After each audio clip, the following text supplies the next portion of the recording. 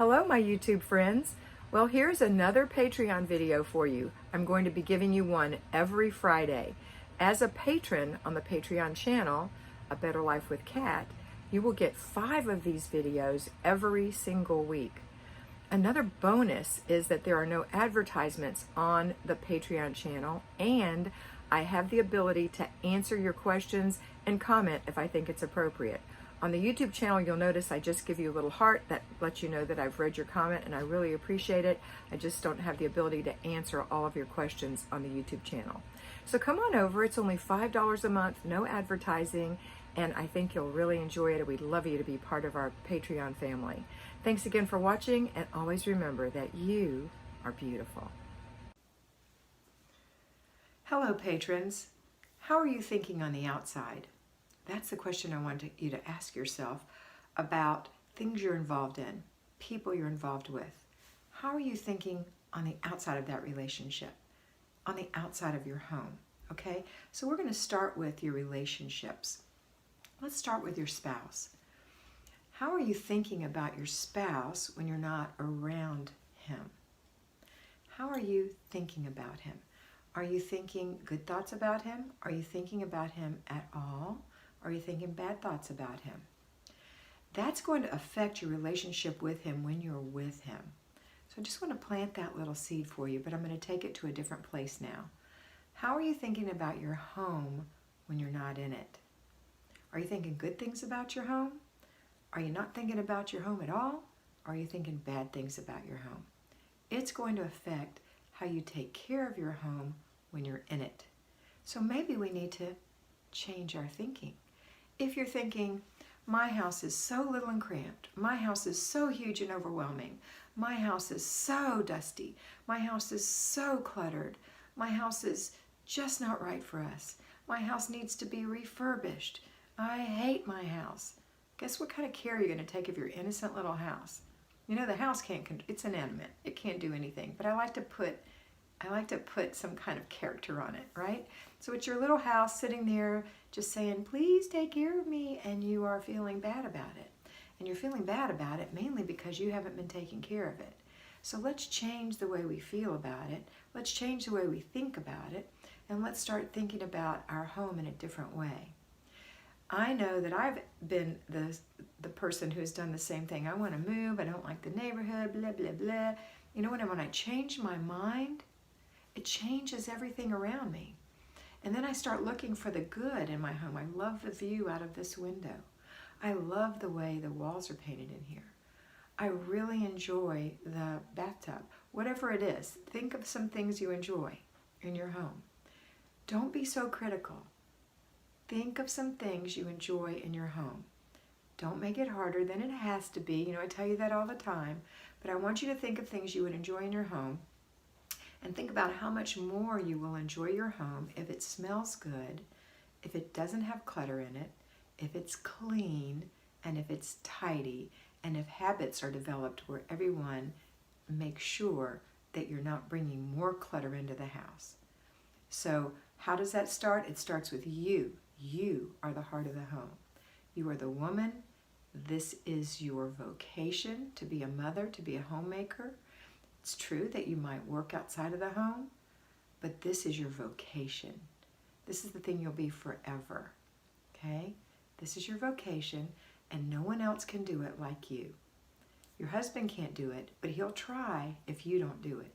He'll try, and it won't be satisfactory to you because it doesn't fit right. It's a square peg in a round hole.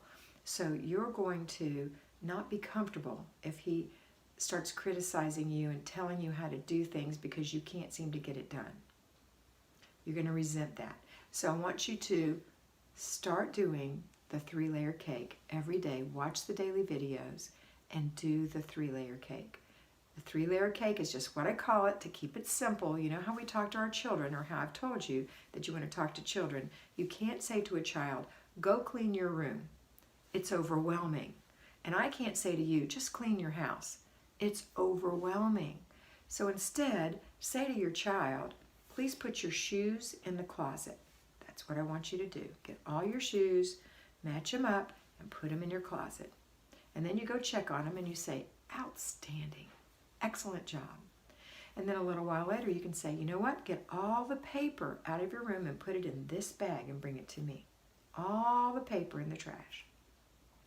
And the next time you go in there, and when he brings it to you, you're going to say, you are ridiculously awesome. And then another time you might go in there and say, okay, I want you to take all your clothes off the floor and put it in this laundry basket right here by your dresser. And he could say, I did it, Mom. You rock, right? And he starts to build his self-confidence and feel better about himself. And you know, it's not going to be so awful to make his bed when his room looks nice and he can walk around in there and his toys are put away, but you can't just say clean your room. So that's the way it is for you. That's why I give you a 3-layer cake. The first layer is your morning routine, your laundry, your paper routine, the after dinner routine, your before bed routine. Those routines are for you, the heart of the home, the alpha, the CEO. That's for you so that you have control, poise, you're centered, you're peaceful. And when you're that way, your husband's not going to tell you how to do the dishes anymore.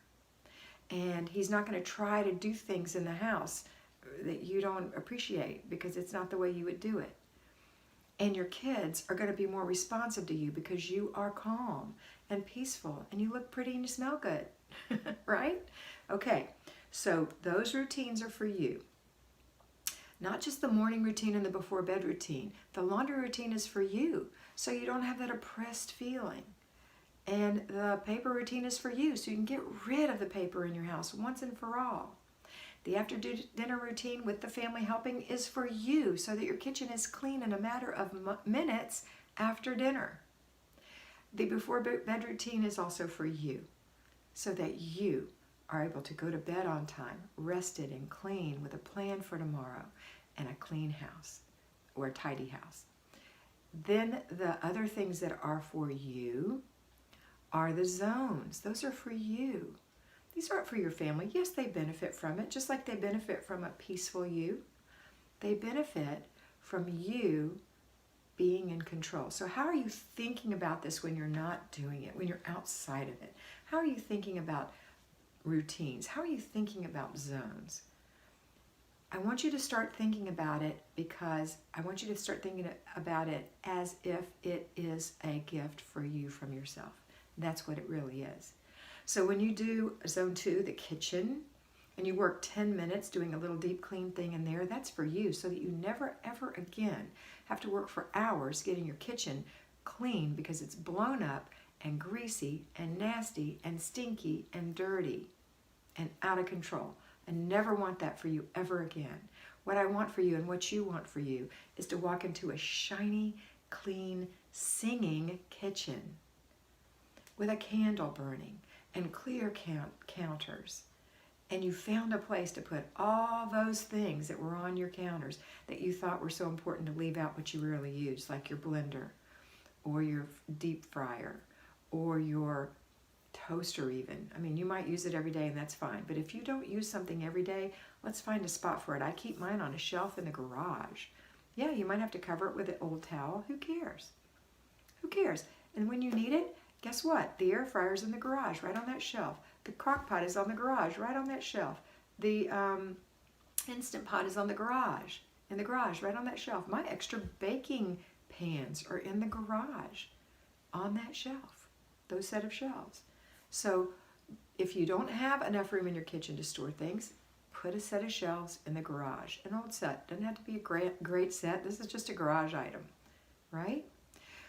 But do it for you. Make room for you so that you can have clear counters in your kitchen so that when it comes time to clean the counters, it's a clean sweep and it doesn't require you to move junk all over the place and see grease under it or dirt or little black spots where the feet kind of bled onto the counter, the little rubber feet.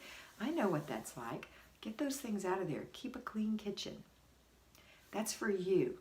The same with every room in your house, your entryway, so that when you walk in, you feel good. When your friends come over, it makes you proud that your front door and your front porch looks nice and that they open the door into your clean living room. Because the living room zone is for you. The master bedroom zone is for you. Now, there's some things that aren't in the zone. That's called zone 3. the bathroom, that's like the kids' bathroom, and other rooms. That's where you do the laundry room, the children's room. And guess what? You're going to do these every single week. One zone a week every month. You're going to have 5 zones. So 4 weeks, whoops, fingernail polish on my finger. For 4 weeks, you're going to have a zone. And one of those is a partial week. So it's like zone 1 and zone 5 might be shared, but that's immaterial. You're going to hit these things over and over and over again. And it's for you. The byproduct is that your family gets to enjoy it, but it's for you. All right? Okay, that's what I wanted to talk to you about. I wanted you to change your thinking, to consider how you think about things when you're on the outside and how it affects how you are on the inside. Have a wonderful day, and always remember to be beautiful because you are beautiful.